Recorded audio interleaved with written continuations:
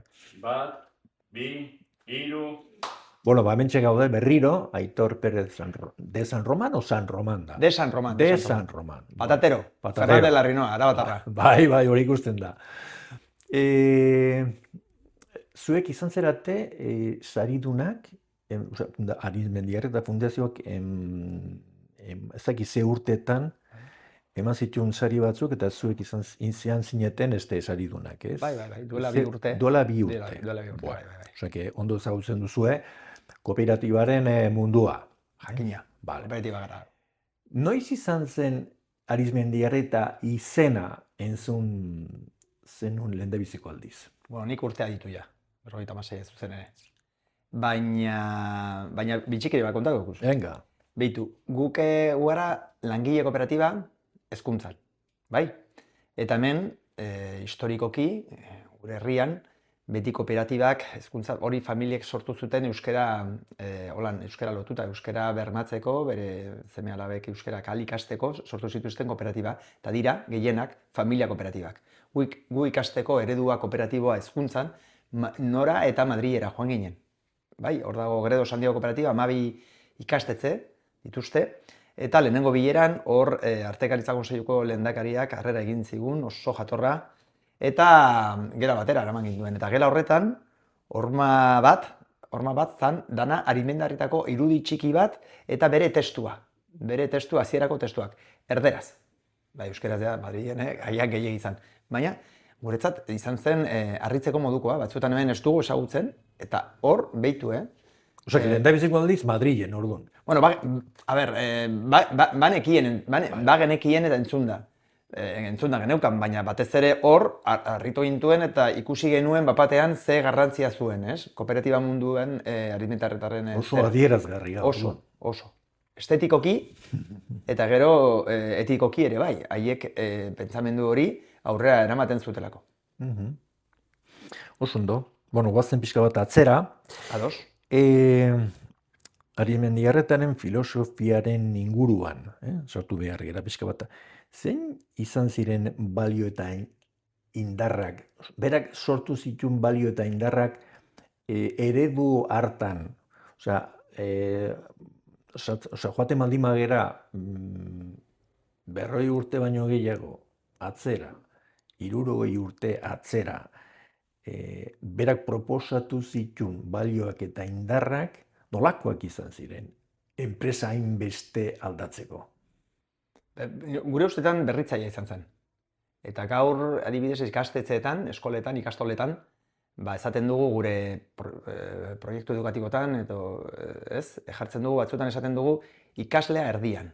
Berak egin zuena, bere garaian jarri zuen, langilea erdian. Bai, eta hori bazan aurrerakoia eta bada.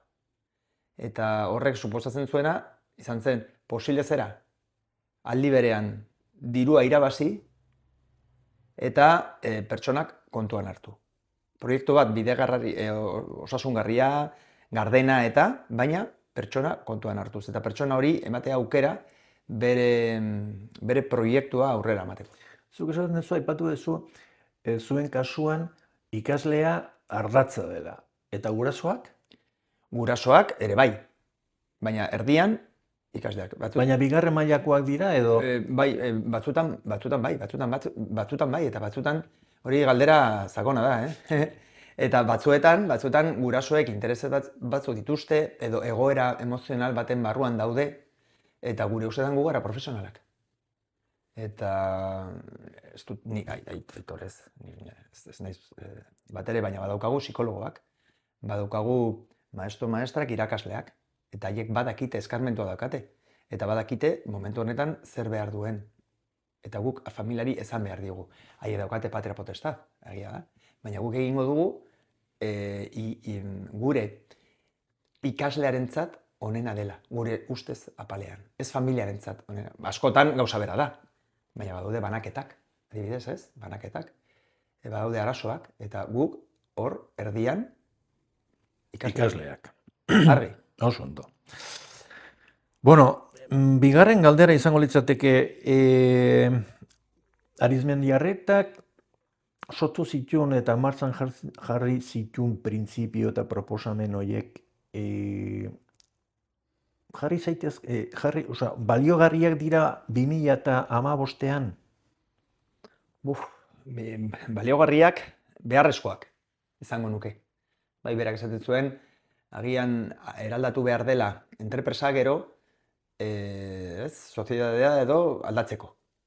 Eta hori gaur, ez baino argia bau, eta guk izan da langile kooperatiba eta hezkuntzan, adibidez, argi daukagu eta hor egin behar, eta gaur adibidez gure ikasleak ikasleak eta gu ere, bai, aurren dago fake news, manipulazioa, eredu toksikoak eta kaltegarriak gaztentzat, batez osasun mentala dela eta, zaila daukate zera, gaur, inustean, espiritu kritikoa sortu behar dugu. Eta orduan balio horiek eta eraldatzeko zer egin dezake hezkuntza kooperatiba batek, edo hezkuntzako ikastola bat, berdin dio. Adibidez, espiritu kritiko sortzea. Eta bere ikasleei, lehenengo guk. Irakasleok, bai, kooperatibiz langileok, eta gero bereiei erakutsi eta zera. Ez sinestu esaten dizuten.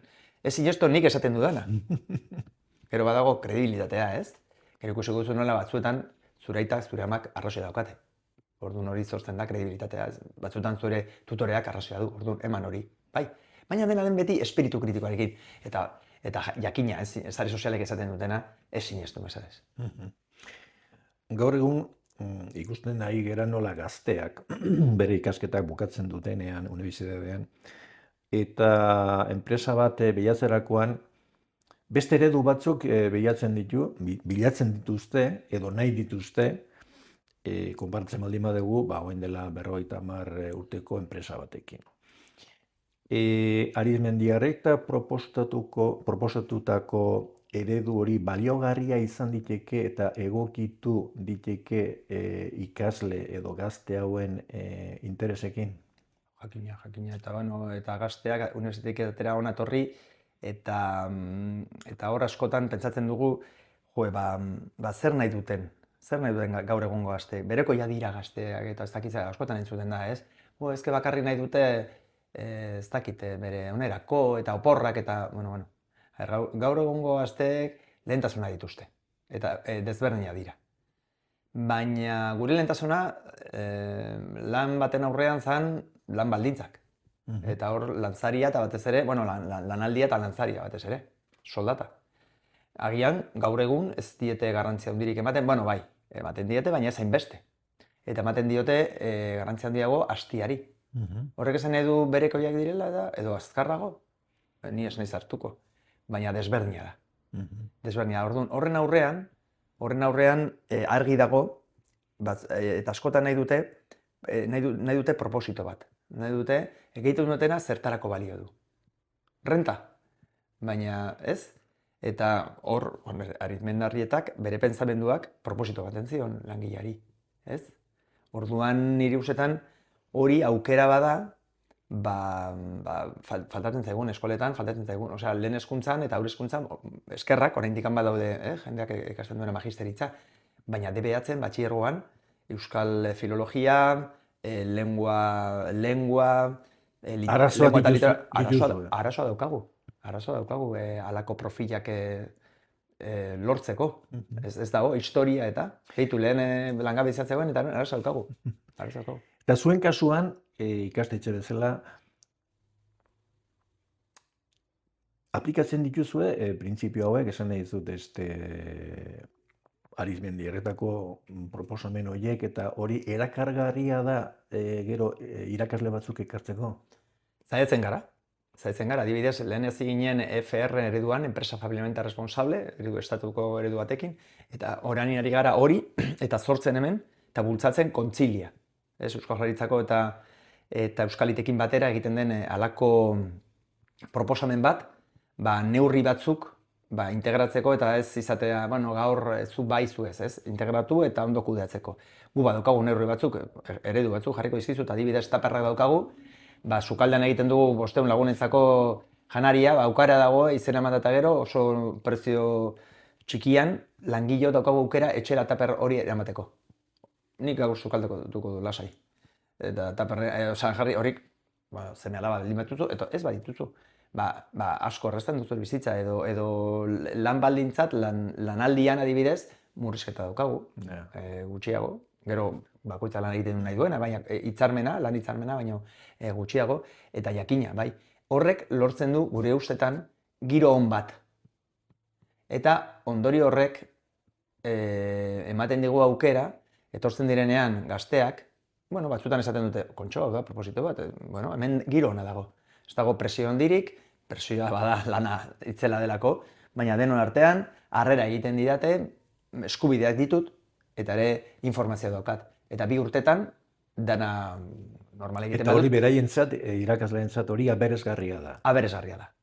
Batzuk ez guztientzat, batzuk ere esan behar dugu.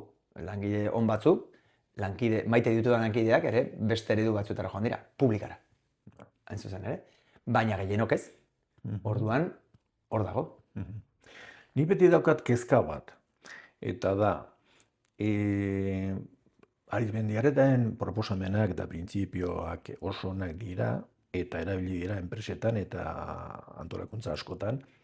Baina uste dut, balore horiek ez direla erakusten ez da ikastetxetan, ez da batez ere unibertsitatean. Orduan, klaro, jende gazteak ez du ezagutzen hori. Nola ikusten dizuzuk hau? Hezkuntzarena, ados nago. Gero izitzen dut unibertsitateari buruz, baina guk eskolok ere ardura daukagu. Guk balio unibertsalak, balio humanistak zabaldu behar ditugu. Eta alde batetik ezin dut, gaitasun teknikoak ezin ditugu ahaztu, edukiak hor daude, eta behar ditugu, eta lana hor dago, eta behar da.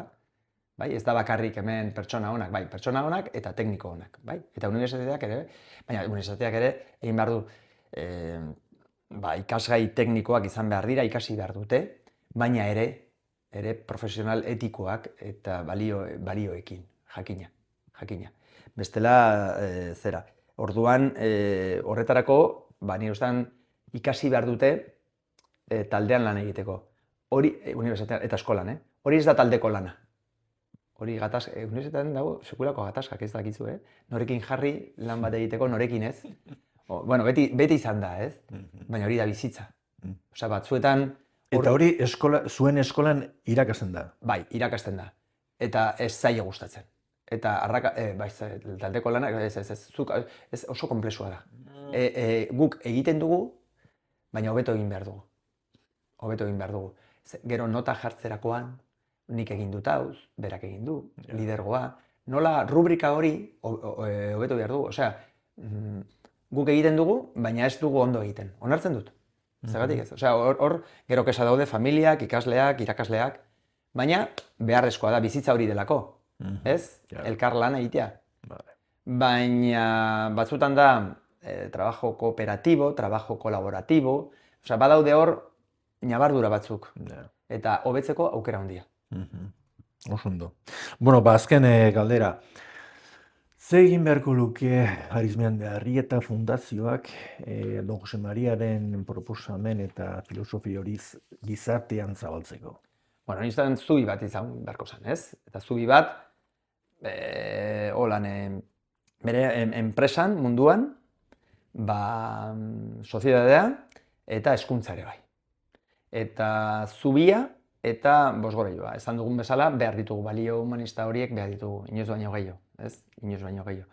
Eta orduan, batzuk ez dut ezagutzen, batzuk ez du ondo ezagutzen, eta zabaldu behar da.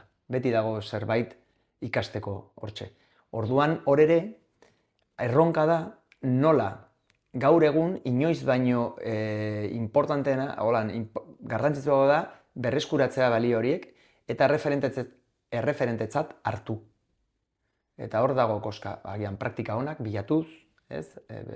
Pertsona referente batzuk egiten duzen bezala, ez? Eta interesgarria eta hor utziko dizuet gazteekin hitz egiten, beraiei galdetuz, eta agian ez dut ezagutzen edo gutxi ezagutzen dute, baina ideiak badituzte. eta nola lotu bata bestearekin. Oso ondo. Bueno, eskerrik asko eta beste bat arte. Vale? Zuri, gustora egon naiz eta. Venga!